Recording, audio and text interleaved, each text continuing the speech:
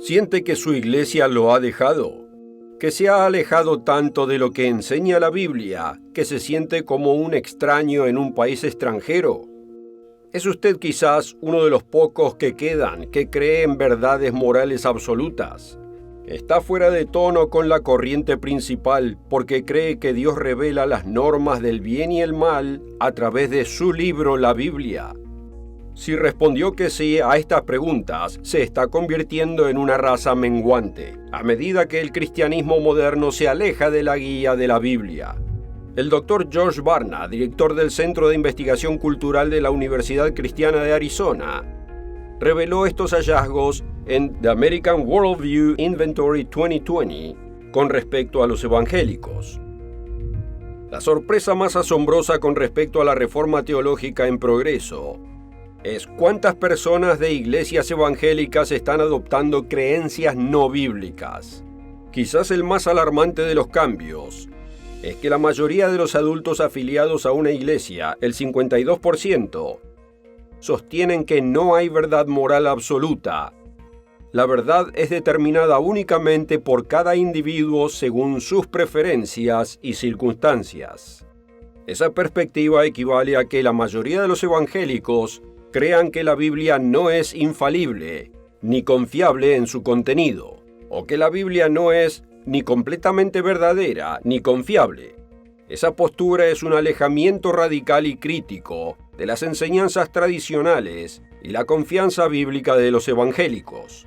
El panorama es aún más sombrío entre los pentecostales, las principales denominaciones cristianas y los católicos. ¿Qué está pasando, amigos? ¿Y a dónde nos lleva todo esto? El Dr. Josh Barna encuestó 51 creencias y comportamientos entre grupos cristianos y descubrió que, en lugar de transformar la cultura a su alrededor con la verdad bíblica, está sucediendo lo contrario. El cristianismo estadounidense se está adaptando rápidamente a los valores de la cultura secular postcristiana. Lo que vemos hoy es una generación que está convirtiendo a Dios a su propia imagen, en lugar de ver a Dios como se revela a sí mismo. Y alguna persona racional piensa que tal ídolo de la mente puede traer vida después de la muerte. Quizás usted se encuentre entre la creciente minoría que cree que la Biblia es un libro de instrucciones de Dios para la humanidad. Si es así, este programa es para usted. Aunque haya quienes dicen que no hay que hacer nada para ser salvo, en el programa de hoy le daré 3 requisitos bíblicos explicados en la Biblia. Acompáñenos.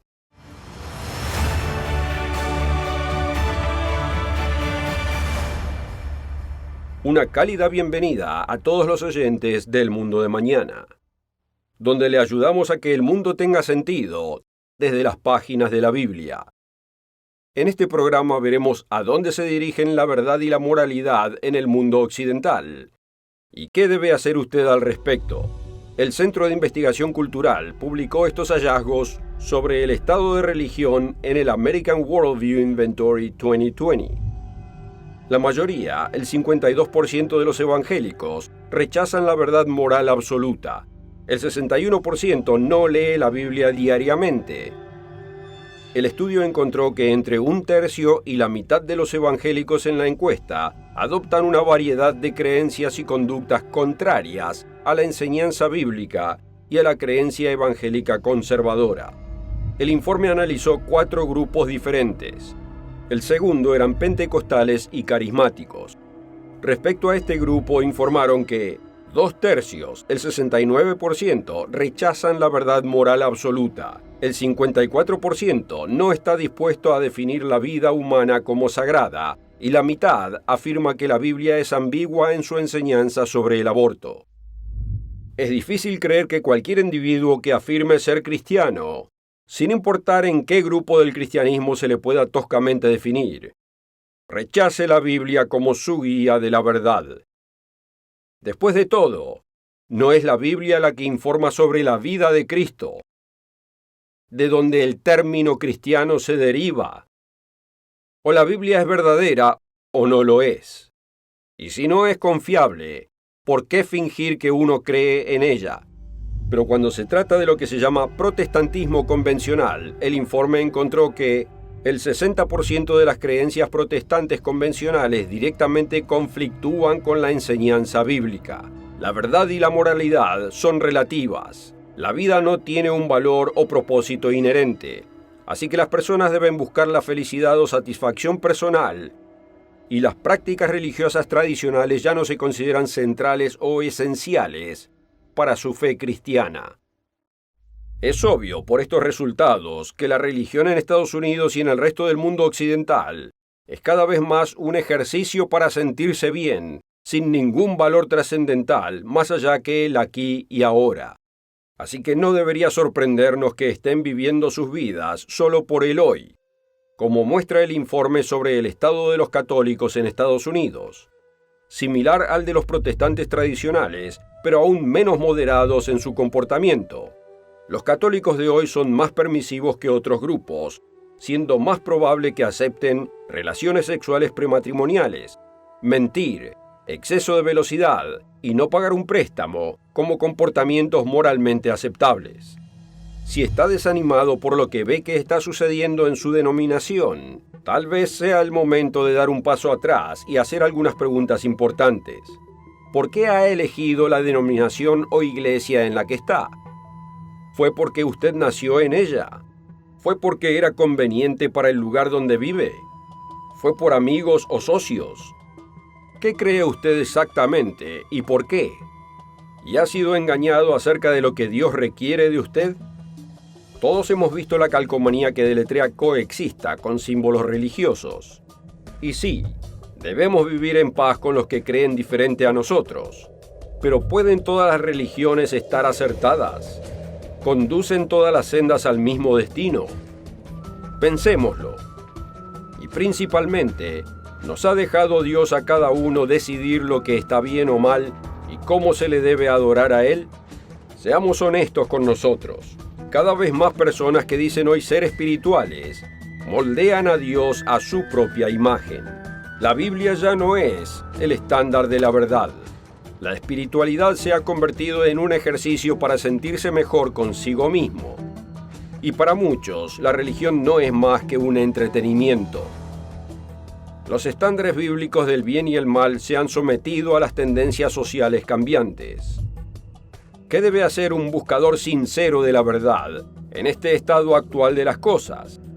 Uno no puede cambiar el estado del mundo, pero puede asegurarse de estar alineado con Dios personalmente. Quizás le hayan dicho, no hay nada que deba hacer más que profesar a Jesucristo y aceptarlo como Señor y Salvador. Ya está todo hecho por usted. Pero ¿es esto lo que la Biblia realmente dice? La respuesta es un absoluto no. Hay más que solo profesar a Jesucristo como Salvador, aunque alguien le haya dicho lo opuesto. Y se lo demostraré en el resto de este programa. Por ejemplo, se da cuenta de que Jesús, sus apóstoles y otros ordenaron que seamos bautizados. Sí, el bautismo es un requisito dado por Jesús. Y en el resto de este programa les mostraré por qué el bautismo y otros dos requisitos son tan importantes. Pero por ahora comencemos con el requisito número 1. Ser bautizado en el nombre de Jesucristo para la remisión de los pecados. Para muchos la religión es algo que cada uno inventa en su propia mente. En vez de buscar que Dios nos diga lo que Él espera de uno, vemos al simple ser humano intentando decirle a Dios lo que debe esperar de nosotros. Pero ¿cómo puede esto agradar a Dios si realmente existe? El Dr. Roderick Meredith escribió en su tratado ¿Es necesario el bautismo? Si Jesús y los primeros apóstoles no representan el estándar para el verdadero cristianismo, entonces, ¿cuál es ese estándar? Hubo un hombre llamado Saulo que pensó que sinceramente hacía lo correcto, hasta que Dios lo derribó. Iba camino a Damasco a perseguir a los cristianos cuando una luz enceguecedora lo derribó a tierra. Este fue el comienzo de una vida dramáticamente distinta para el hombre más tarde conocido como el apóstol Pablo. Lo que siguió 3 días después fue registrado para nuestra instrucción. Todavía cegado por la luz, Saulo recibió la vista por un hombre llamado Ananías, a quien se le ordenó que fuera a él. Fue entonces Ananías y entró a la casa, y poniendo sobre él las manos, dijo: Hermano Saulo, el Señor Jesús, que se te apareció en el camino por donde venías, me ha enviado para que recibas la vista y seas lleno del Espíritu Santo. Y al momento le cayeron de los ojos como escamas, y recibió al instante la vista. Y escuche lo siguiente: y levantándose, fue bautizado. Note que, entre otras cosas, Saulo se sometió a la humilde ceremonia del bautismo. También leemos acerca de un grupo de varios miles de personas que seguían las tradiciones en las que nacieron. Pero un día también ellos fueron sacudidos, y sus ojos fueron abiertos. Fue en el día de Pentecostés, poco después de la crucifixión de Jesús. Dios llamó su atención mientras estaban reunidos en el templo de Jerusalén. Fue entonces cuando el apóstol Pedro predicó un poderoso sermón a los judíos. Ellos buscaban al Mesías, y Pedro los convenció de que ellos lo habían matado. Note sus palabras y su respuesta en Hechos 2, versículos 36 y 37. Sepa pues ciertísimamente toda la casa de Israel, que a este Jesús a quien vosotros crucificasteis, Dios le ha hecho Señor y Cristo. Al oír esto se compungieron de corazón y dijeron a Pedro y a los otros apóstoles: Varones, hermanos, ¿qué haremos? ¿Cuántas personas se hacen esta pregunta crítica? ¿Qué debo hacer? ¿Y usted lo ha hecho? ¿O simplemente ha seguido las tradiciones humanas? Quizás la religión de sus padres, su cónyuge o sus amigos. Pero nunca leyó lo que dice la Biblia genuinamente.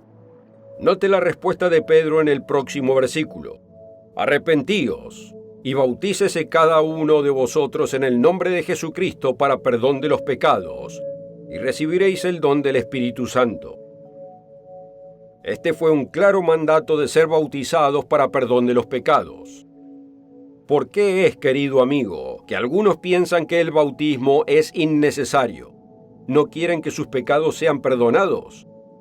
Vemos que Saulo, más tarde el apóstol Pablo, fue bautizado. Vemos que desde ese Pentecostés después de la crucifixión, que esos 3,000 obedecieron al mandato de Pedro y fueron bautizados. Y además vemos que el propio Jesús fue bautizado, no porque necesitara ser perdonado, sino para darnos el ejemplo. Entonces Jesús vino de Galilea a Juan el Jordán para ser bautizado por él. Mas Juan se le oponía diciendo: Yo necesito ser bautizado por ti, ¿y tú vienes a mí? Pero Jesús le respondió: Deja ahora, porque así conviene que cumplamos toda justicia. Entonces le dejó.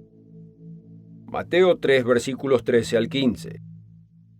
Ahora, si Jesús dio el ejemplo, ¿ha seguido usted su ejemplo?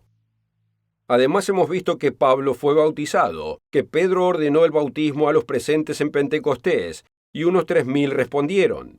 Podría demostrar que los discípulos de Jesús bautizaron más que Juan el Bautista, y que el eunuco etíope fue bautizado, y hay muchos otros ejemplos como estos. El bautismo no es algo que deba ver como opcional, se encuentra como un mandato en todas las escrituras del Nuevo Testamento. ¿Pero debería salir corriendo hoy y sumergirse en el agua? ¿O hay algo más al respecto? Quizás lo bautizaron cuando usted era un bebé. A mí me dijeron que yo lo fui, aunque como ocurre con los demás, no puedo recordarlo. ¿Es esto lo que Jesús espera de nosotros? El difunto doctor Roderick Meredith hace esta confesión en ¿Es necesario el bautismo? Fui bautizado como un bebé indefenso, incapaz ni siquiera de discernir mi mano izquierda de mi mano derecha, y mucho menos capaz de comprender la enormidad del pecado y arrepentirme profundamente de mis pecados y aceptar a Jesucristo como mi Salvador. ¿Era yo un verdadero cristiano? Por supuesto que no. Tal vez haya notado una palabra que está estrechamente asociada con el bautismo, por lo que es hora de analizar el segundo requisito. Requisito número 2. Debe arrepentirse de sus pecados. Sé que mis padres sin dudas fueron sinceros cuando me bautizaron cuando yo era un bebé, pero eso no es lo que Dios espera, como puede discernir cualquiera que escudriñe las Escrituras. Un bebé no puede cumplir con el requisito de arrepentirse de sus pecados. La razón detrás del bautismo de bebés es otra historia basada en suposiciones falsas y doctrinas falsas. Pero este es un tema diferente que no hay tiempo de cubrir en este programa. Y no estoy diciendo esto para condenar a nadie, sino como una acción de amor para informarlo a usted. El arrepentimiento está en todo el Nuevo Testamento, pero vea otra vez el mandato de Pedro en el día de Pentecostés, en Hechos 2:38. Arrepentíos y bautícese cada uno de vosotros en el nombre de Jesucristo para perdón de los pecados, y recibiréis el don del Espíritu Santo. Amigo, ¿se ha arrepentido usted de sus pecados y ha sido bautizado? Si no, ¿por qué no? ¿Y qué significa arrepentirse de sus pecados? Muchos piensan que lo saben, pero nunca han buscado la definición bíblica del pecado. Nótelo en 1 de Juan 3, versículo 4. Todo aquel que comete pecado infringe también la ley, pues el pecado es infracción de la ley. O como dice la Reina Valera antigua en un lenguaje un poco más arcaico, pero de una manera que no deja dudas sobre el significado. Cualquiera que hace pecado traspasa también la ley, pues el pecado es transgresión de la ley. ¿Por qué es importante? Pocos se dan cuenta hoy cuánto se ha alejado el cristianismo del de Jesús, los apóstoles y del cristianismo original. En la edición noviembre-diciembre del 2020 de la revista El Mundo de Mañana, escribí en un artículo titulado ¿Debe usted recitar la oración del pecador? El borracho o el adúltero pueden reconocer su necesidad de decir la oración del pecador, pero alguno de los dos se da cuenta de que enderezar sus vidas también implica apartarse de un falso cristianismo que ha buscado cambiar las leyes de Dios, como dice Daniel 7:25, y ha convertido efectivamente la gracia en una excusa para infringir la ley de Dios, como dice Judas 4. Hasta ahora hemos visto dos requisitos y verdades fundamentales para los que quieren agradar a Dios y heredar la vida eterna. Requisito número 1. Ser bautizado en el nombre de Jesucristo para remisión de los pecados. Requisito número 2. Debe arrepentirse de sus pecados. Ninguno de estos niega la gracia. Pero Pablo dice en Romanos 4, versículo 15, pues la ley produce ira, pero donde no hay ley, tampoco hay transgresión. No, la ley nunca tuvo la intención de perdonar su propia transgresión. Uno nunca puede obtener la salvación por su esfuerzo de guardar la ley, ya que todos fallamos. ¿Pero niega eso la ley? Dejemos que el apóstol Pablo responda a esta pregunta. Notémoslo en Romanos 3, versículo 31. Luego, ¿por la fe invalidamos la ley? En ninguna manera, sino que confirmamos la ley. Pablo continuó diciendo en Romanos 6, versículo 15, ¿qué pues? ¿Pecaremos porque no estamos bajo la ley sino bajo la gracia? En ninguna manera. Los falsos ministros han tergiversado la Escritura, confundiendo el tema y ofreciendo una gracia barata, donde no se requiere nada y donde Cristo lo ha hecho todo por usted. Pero vea cómo Pablo describe el propósito de la ley. Por las obras de la ley ningún ser humano será justificado delante de él, porque por medio de la ley es el conocimiento del pecado. No, querido amigo, la Biblia es clara. Debemos arrepentirnos, o sea, dar un giro y tomar una dirección distinta. Se puede decir mucho más sobre este tema, pero quiero darles un requisito más dado por el propio Jesús, un requisito que casi universalmente es pasado por alto. Se encuentra al comienzo del ministerio de Jesús. Estas son las palabras del propio Jesús, registradas en Marcos 1, versículos 14 y 15.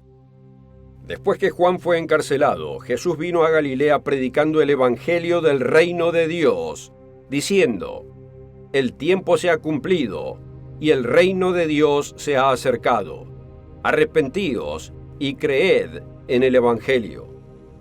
Aquí tenemos un tercer requisito del Nuevo Testamento. El primero era ser bautizado en el nombre de Jesucristo para la remisión de los pecados. El segundo, debe arrepentirse de sus pecados. Y el requisito número 3, creer en el Evangelio del Reino de Dios. ¿Cuántos estudiosos de la Biblia lo leen por encima, sin reconocer su importancia?